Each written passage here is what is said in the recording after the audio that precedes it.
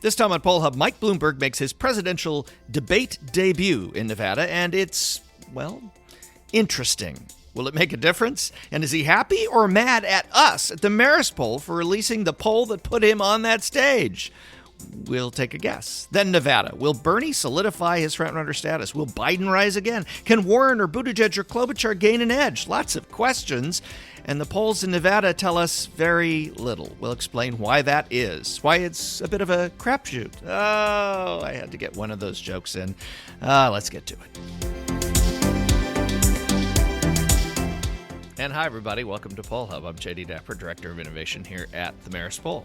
And I'm Barbara Carvalho, Director of the Marist Poll. And I'm Lee Miringoff, Director of the Marist College Institute for Public Opinion. What do you think about that debate, the Democratic debate with Mike Bloomberg finally appearing on stage? And he made an impression. Yeah, well, sometimes you get what you wish for, and maybe sometimes you don't really want to. What did he wish for? What he got? Well, there was some talk that maybe he would kind of like establish himself in the debate as a viable force, as his ads have catapulted him into contention for the nomination.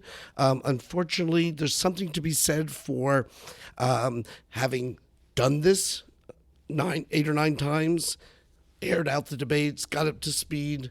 I mean, he just was very clumsy in terms of his pitter-patter. Didn't seem ready for some of the attacks, had one-phrase answers, but didn't have anything beyond that. In a, shortened version, I would say when they went after him, people scored points. So does it make any difference? Poll-wise, I mean, we've looked at the numbers. We've seen what's happened over the course of, things changed now. Things changed in New Hampshire. Remember the Klobumentum or the Klob surge or whatever it's called. Amy Klobuchar coming in New Hampshire, she comes up and kind of comes into a very strong third place finish because of a debate performance. Does that happen again? It'll be really interesting to see. Look, he catapulted, through the pack in the polls with all the the ads that he had purchased. The national polls. The national polls. That's absolutely true. Mm-hmm. And so he needed to have 10 points in 4 national polls in order to be on the stage at the debate. And over the 2 months since we had done polling, he had gone from 4% in our national poll with our partners NPR and the PBS NewsHour to 19 points, a distant second to Bernie Sanders in that poll, but nonetheless, it was enough to qualify him for the debate. And I don't know if he. I don't know. We put him on that stage. I think I saw that coming before. So I don't know if he is happy or not happy. Yeah, have we talked with our office assistant about any calls coming from the Bloomberg campaign, positive or negative? No. But here's I know what you really want to ask me. You want to ask me, how does it feel after we've criticized polls as being a criteria for getting into debate? I was going to go there, yeah. And now that because we have, so let me reset that stage a little bit. We fine. have spent a lot of time on this podcast talking about how, and kind of beating up on the DNC a little bit about using polls as a criteria for determining who gets on the debate stage. And then our poll, kind of arguably, our final poll before the debate determination was made, is the one that launches him onto the debate stage. And made a huge splash. And made a big splash. So what does that say? Well, it doesn't change anything we think about polls being used this way. I think it doesn't prohibit us from doing polls. We intentionally did not do any toss-up horse race polls way back when some of the early debates were kind of winnowing the field by determining eligibility. I think having Bloomberg in this debate made a lot of sense, given he's dominating the airwaves. And I think it was very important to have him in the debate. I might point out that for the New Hampshire debate, our poll did qualify Yang also, so we're 2 for 2 in terms of becoming qualifiers. But that hasn't changed your view. No, not in the least. That this is not, at least as it shouldn't be the only, nor should it be the primary, which it has become, the primary means for determining who's on a stage. And the very reason we've said is because the polls when it's the 1% or 2% cutoff, that's within the margin of error. Yeah. So and I think it has a much bigger impact when the primaries, before the primaries start, and before voters have a chance to weigh in, when there's really very little difference among many of the candidates, to then be parsing who's on the stage and who's not on the stage by the 1 or 2 percentage points that they differ in a poll. It seems quite unfair because how do you know whether a Klobuchar is later going to surge or not? Right. So in the beginning, especially over last summer when these debates started, and there really was little differentiation except for a few front runners like Bernie Sanders and Joe Biden. Vice President Joe Biden. If you have 25 candidates, unless you have someone who's getting a lion's share, you're going to have a lot of candidates with a few votes. Yeah, so it seems very haphazard to be using polls to distinguish who should be on the stage or not. Now, we've already had the Iowa caucus, the New Hampshire primary. Clearly, some voters have weighed in. We have had winners and losers, sort of. Yeah, although I'm not sure what the result of Iowa was. They're still counting in Iowa. And the fact that Bloomberg was on that stage, look, he was in second place in many of in several of the national polls, and in third place in others. And I think that did provide some credible criteria for having him on the stage. However, my question is really, how did he get what he paid for? I mean, how bad was the debate for Bloomberg? Well, I think it was a problem. It was a very watched debate. Very high ratings, and I think ratings because were he was on the stage. In terms of the folks who watched the debate. There's 13 million people roughly, at least at this time, that watched it. How many voters are there in the United States? Plenty more than that. A couple 100 million, yes, right? Yes. So I think it's always important, and I covered these, and I was always, as a journalist, I wanted to say this was a super watched debate. Let's keep in mind that this is like a kind of a mid-season NBA game, right? Well, it is primary season, and I suspect many of those 13 million were probably Democrats who are planning on, voting in the primaries and states coming up, and are, certainly people who are more interested, and active in the party process. Yeah, and the fact that Klobuchar did get the surge after the New Hampshire debate may be the exception rather than the rule. I don't think there's going to be a huge tidal wave of support either coming or going. But I think it's interesting that the middle lane, the moderate lane, that Bloomberg has taken over to some degree by drawing people who are over 45 years of age. I think people wanted to see him. We know him here in New York. We know him in New York. This was his opportunity, and I'm not so sure that his campaign is as pleased. We did have a couple of other points though in this poll that kind of got overshadowed by the whole Bloomberg qualification, and I thought were particularly interesting. And Lee, you had a comment. President Trump is still getting about 40, low 40s in our poll, 42%. He had in this last poll as an approval rating, but an approval rating of 51% on the economy. People are also more likely than they have been in the past to see the country moving in the right direction. It is not right side up yet, but there was movement in that direction. And I thought very significantly, nearly about two thirds of Americans feel that the economy is actually working well for them. Is that going to be a big stumbling block for Democrats going forward? I mean, does Trump have the most important kind of factor in his hand? Often, yes. I mean, we know the economy matters, and we've known that for quite some time. And there's been a lot of phrases going back to '92. It's the economy, stupid. There you go, 1992, and ever since. Should have done that in a Southern accent for Jim Carvalho. But, and I think this is important, that when you have in politics sometimes a problem that kind of gets addressed and people are no longer as worried about it, then maybe they turn on to something else. And President Trump is very much trying to keep jobs front of mind because he wants these numbers to stay foremost in people's consideration. The gap notwithstanding between his performance in office overall and the economy, that 10-point gap he has. Having said that, there's an issue here in terms of, well, maybe healthcare will emerge as an issue. Maybe the environment will emerge more as an issue. If the economy takes second place in some people's minds, maybe, you sort of address the problem. It's tough to keep it, as active as perhaps the White House would like to. Well, the next thing coming up is Nevada. So another caucus, which we know and love, all of the caucus. What do we see happening as we kind of get to the next step? This is probably the second to last. We have one more contest without Bloomberg in it, with the usual suspects that we've been seeing in the last couple of contests.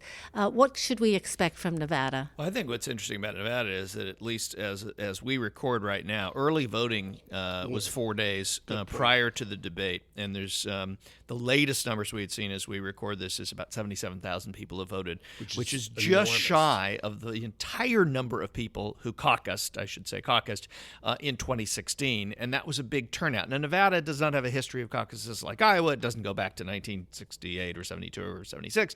It's fairly new, and Nevada voters do not have the highest turnout in the nation, even in general elections. It's not a super huge turnout state. That being said, is this the first time they've had early caucus voting? Yes, yeah. There was never early caucus voting before. DNC rules allowed/pushed them to do so. So I think it's worth noting that before this debate that we just talked about, which had potentially has the potential to change the way that voters might cast their ballots, 77,000 people have already, the water's under the bridge. They've already voted. How many more people are going to show up on caucus day on Saturday and actually cast their votes?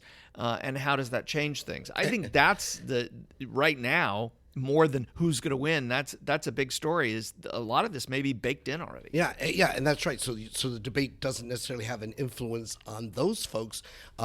We can talk about the polling so far in Nevada, which has not been pretty. What does that mean? It's been all over the place, and there haven't been a whole lot of good polls. We've seen even a Steyer internal poll, which has him doing pretty well, I might say. Yes, it is. Shocking. Yeah. An internal poll from a candidate showing him doing well. Wow. There was a poll release which was done, I believe, by a vice president of Young Republicans for something or other. And so why is it that there haven't been, like New Hampshire had a slew, a huge number of polls, and a lot of them very good. A lot of RDD, the gold standard polls, some internet polls of lesser quality, but a lot of great polls. What's wrong with Nevada? Well, primary polling is at least a little bit easier than caucus polling because you don't really know who's going to show up at a caucus. I think certainly the early voting in Nevada has had a major impact on that.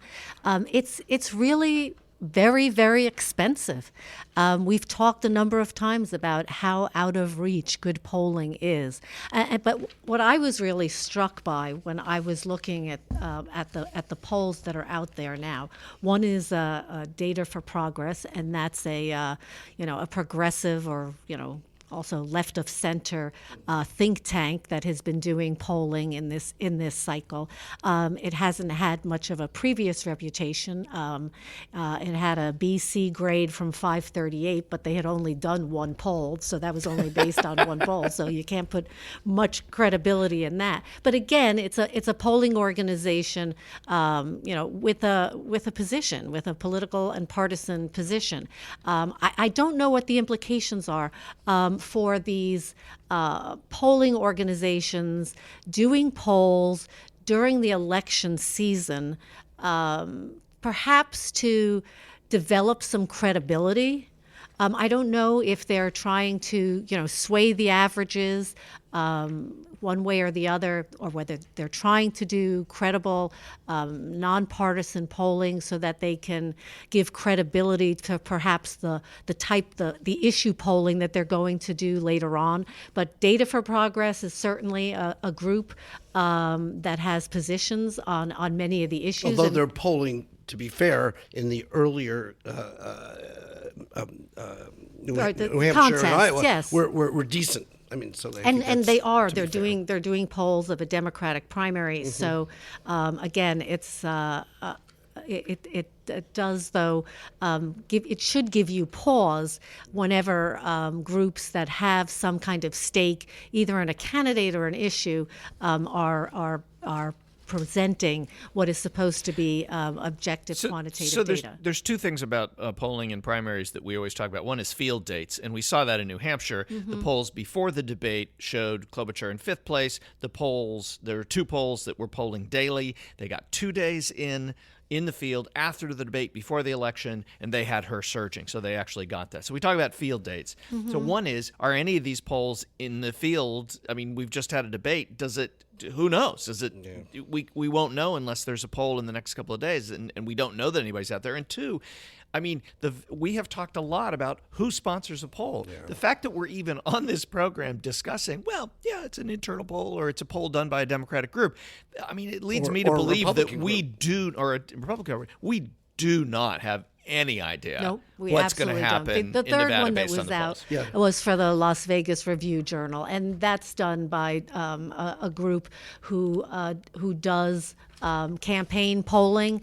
And just to recall, I'm pretty sure that the Las Vegas Review-Journal, although certainly the most trusted. It's the main paper in the state. Paper, Reno Star absolutely, and that in the state. The big papers. But don't forget, it is owned by Adelson. Sheldon Adelson, big Republican donor. Exactly, and used a campaign strategy firm to do the poll. So I think it's very frustrating that there isn't that kind of quality, kind of nonpartisan. These may turn out to provide some understanding of what's going on, but it's hard to put. So an outsider would be excused for asking, well, why didn't we do a poll then? If we do such great polls and we're the gold standard, why didn't we do polling in Nevada? We haven't done Nevada, and I think there was very limited time from New Hampshire to Nevada with the debate in between to actually get a really good poll done. And we didn't do Iowa either. No. And this gets back to the caucus thing. The caucus. It's tough.